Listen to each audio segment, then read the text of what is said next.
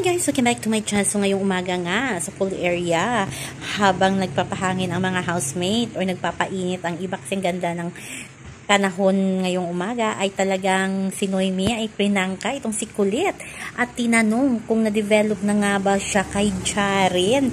Kasi syempre lagi nakikita ng mga housemates na magkasama ang dalawa. Sabi ni Kulit ay trupa-trupa kasi talagang malapit daw siya sa mga lalaki, pati na din sa mga girls housemates.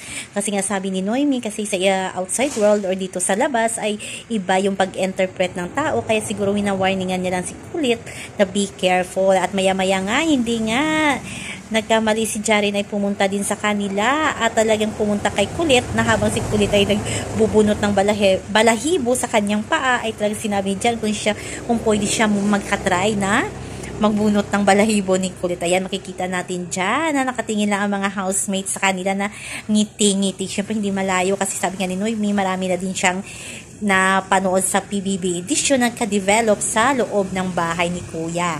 So yun lang po guys ang ating update sa ngayon. Hanggang sa uli. Bye-bye!